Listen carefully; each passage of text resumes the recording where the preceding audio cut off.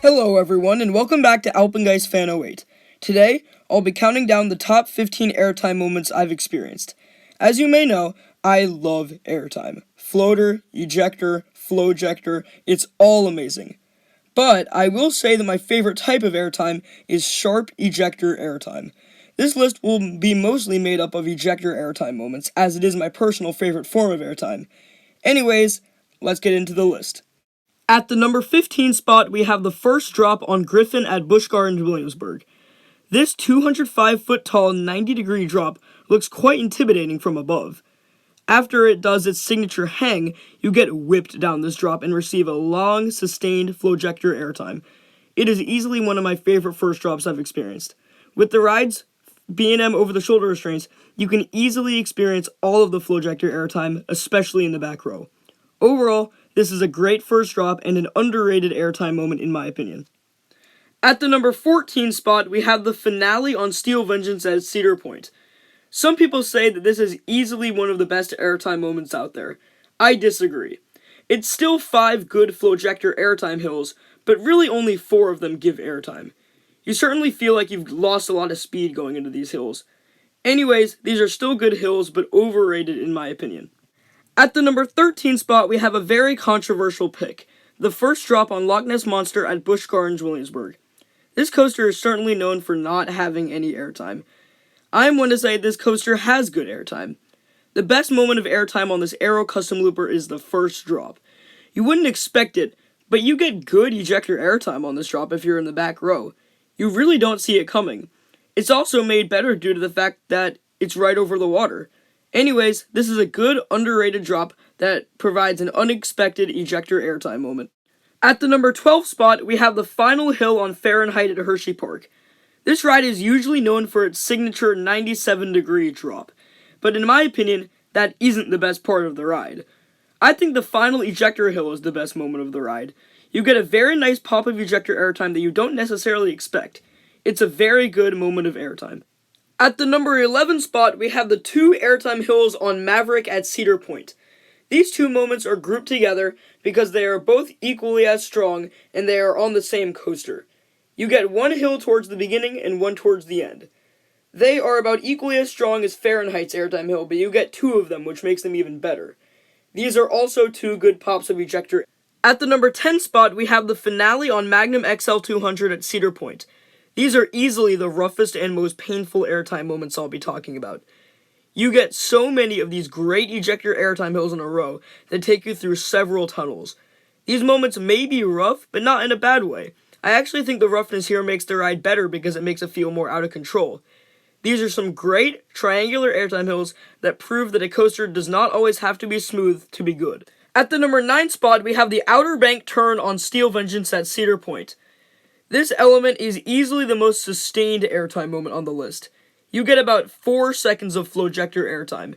This is a very fun airtime moment, but it is overrated. A lot of people say that this is the best airtime moment in the world, but there are 8 airtime moments I prefer to this moment. At the number 8 spot, we have the first hill on Storm Chaser at Kentucky Kingdom. This is a very underrated airtime moment in my opinion. After the barrel roll drop, you absolutely fly over this hill. It gives you amazing sustained ejector airtime. Not a lot of people consider this one of the best moments on Storm Chaser, but I think it is due to how powerful and sustained it is.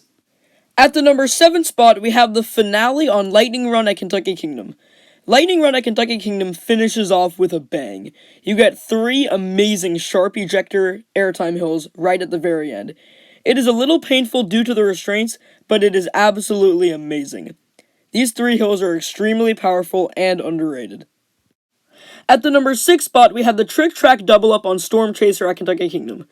This element became famous because of its weird name, but I think it is one of the best moments on an RMC I've experienced. These 2 twisted airtime hills are extremely powerful. You get so much sharp ejector that is like no other. Overall, this is my favorite moment on Storm Chaser and my favorite moment on any coaster at Kentucky Kingdom. Starting off the top 5, we have the first 2 CAMELBACKS on SKYRUSH at Hershey Park. These CAMELBACKS are absolute insanity. You get absolutely insane sustained ejector airtime. The second one is especially insane. Overall, these are my second favorite moments on SKYRUSH. At the number 4 spot, we have the lead up into the mid-course brake run on Steel Vengeance at Cedar Point. To me, this is the only underrated part of Steel Vengeance. This is really the only moment of sharp ejector on the ride. Right before the mid-course brake run, you hit 2 extremely amazing sharp ejector airtime hills. The sustained ejector is absolutely crazy. To me, this is easily the best moment on the ride and my favorite moment on any coaster at Cedar Point. At the number 3 spot, we have the double dip on Jackrabbit at Kennywood. You may be thinking, how does a 100-year-old wooden coaster that's only 40 feet tall have an airtime moment better than anything at Cedar Point? Well, after a pretty tame first half, you go up a lift hill. What follows is a 70-foot double dip that works in with the terrain of the park. Because of the restraints, you go absolutely flying. This airtime moment is so unexpected, and what's key, Jackrabbit in my top 25.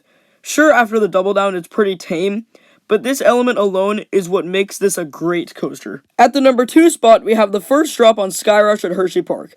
This is without a doubt my favorite first drop I've experienced. After an extremely fast cable lift hill, you absolutely fly out of your seat during this drop if you're in the back row. I've never gotten so much sustained ejector airtime on any drop other than this. This drop literally feels like the train derails every time I ride it. Some people say that Steel Vengeance has one of the best first drops ever, and I disagree. SKYRUSH'S first drop makes Steel Vengeance's first drop feels like the drop on Woodstock Express in comparison. And of course, at number 1, we have the 4 hills after the second dive under Thunderbolt on Phantom's Revenge at Kennywood. That may sound very complicated, but I'm talking about the hill under Thunderbolt, the hill following that, and the double down. I have never in my life of being a coaster enthusiast had airtime as powerful as this until I rode Phantom's Revenge.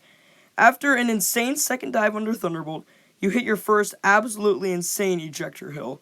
It is the most surprising moment of airtime on the ride.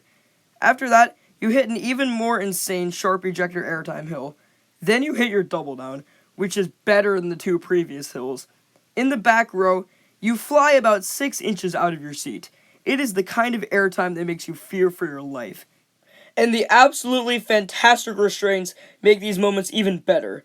These 4 hills are easily my favorite airtime moments I've experienced, and were what keep Phantom's Revenge my number 1 coaster I've ridden. And there you have it, my top 15 airtime moments I've experienced. Some of you may be wondering about airtime moments like Steel Vengeance's Wave Turn and Voyage's Triple Down. Those 2 moments, in my opinion, just aren't as good as these 15. It's not to say that this was an extremely hard list to make.